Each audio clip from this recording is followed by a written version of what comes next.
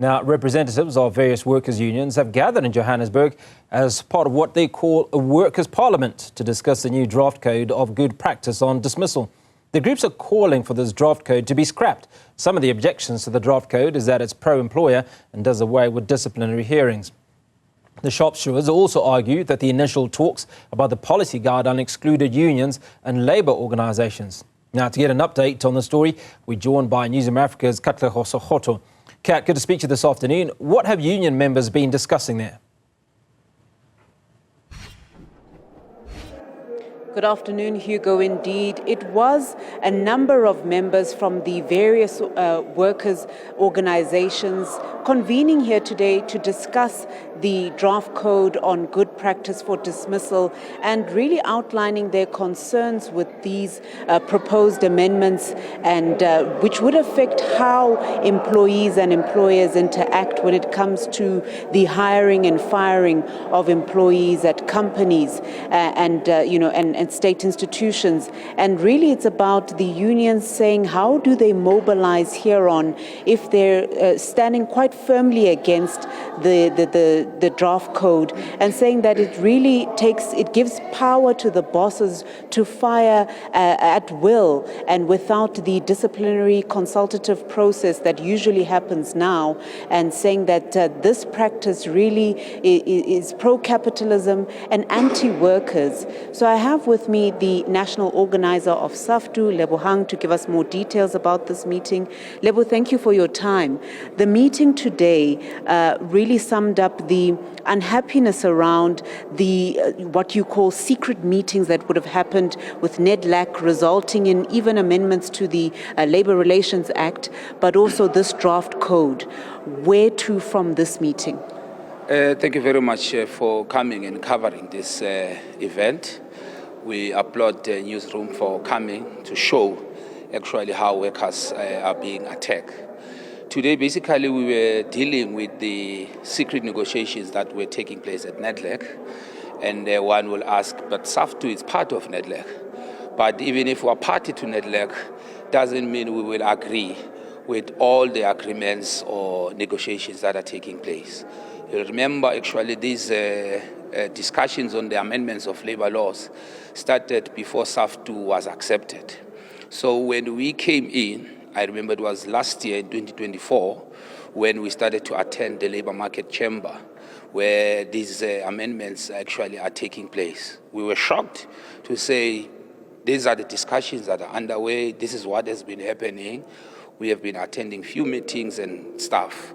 But last year around October, when the final report was to be actually adopted, we as SAFTU, we said, look, SAFTU, it does not actually accept anything on this report.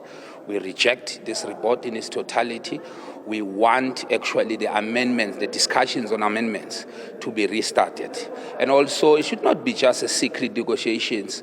You have seen today, we have an organization like Casual Workers Advice, who are part of the organizing of working class and workers.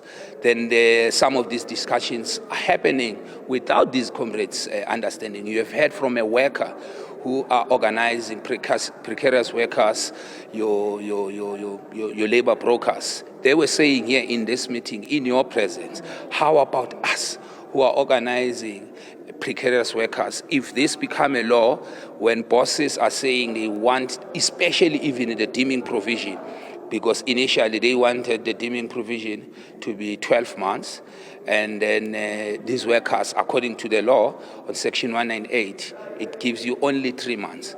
So, and also, it's not only about that. We are a federation of trade unions. We are so skeptical about the Section 77, where unions or federation wants to embark on a socio-economic strike action. Normally, that strike certificate actually doesn't expire. So bosses are saying, no. You people actually, we are tired of this. You must reapply. There must be bureaucratic process. Even on the code itself, on dismissal, now it will make easier for bosses to dismiss. They will just simply write you an SMS or a WhatsApp and then you will say, no, boss, I didn't see the WhatsApp. They say, okay, Baba, you are dismissed. So the processes of having a hearing won't be there, actually. So we are saying as SAFTU, we are not going to have also a normal May Day where we will have speeches of leadership, sitting, listening to the leadership. We are taking it to the street. You have heard the workers from this parliament. They are saying May Day, they are going to protest. They are not going to listen to anything. In each and every province that we will be waging our campaign, it will be centered around the amendments of the labor laws. Mm-hmm. And now, Lebo, just talking about that May Day, I understand you wouldn't have a date yet, but one of the things that have been highlighted here is some of the divisions, even within the unions, and a lack of cohesion, perhaps. How do you deal with that in planning towards a proposed May Day? Thank you very much. I think you have heard from the meeting, there was general concern about the division amongst the leadership of the unions, the federation himself. The fragmentation itself, it's weakening our comrades. So I hope, because people who were speaking here today were the owners of the unions, the people who are in control, who are the workers. So we are going to give a summary to the leadership, because as a national organizer, I report directly to the General Secretary. I will tell him to say, the workers have spoken. He must communicate the message to the leadership and say, comrade leadership, despite our differences, we need to unite for the interests of workers and building the SAFTU. Because this, you've heard from the floor, say SAFTU was built as a campaigning and a fighting militant federation, not to become a sweetheart federation. Out of curiosity, when that May Day, when would that May Day likely be? May Day, it's an international workers' day. It's going to be on the 1st. It's a holiday, we know. Normally, in traditional ways, we held rallies, we go to stadiums, we listen, we have drinks, we have music. So now, with these attacks, so on the 1st of May, we are going to be on the street having demonstrations around institutions that will be identified by the task team that has been developed today to say, in Gauteng, we are targeting Department of Labor. In Cape Town or wherever, we are targeting a specific department. But on the 1st of May, SAFTU will be on the street. SAFTU will not be listening to stories of saying, hey, on this day, on that day. We know it's a very important International Workers' Day around the issues. That's why we've chosen 1st of May, because it's Workers' Day. Thank you very much, Lebo. We'll leave it there for now. Hugo, there you've heard it from Lebo, the national organizer at SAFTU, highlighting the 1st of May as the day in which the different organizations will gather and take to the streets. And it won't be business as usual in terms of listening to speeches, but really disrupting business and flow of things and making sure that their presence is felt, fighting against the new draft code and really fighting against the overall amendments to the Labour Relations Act.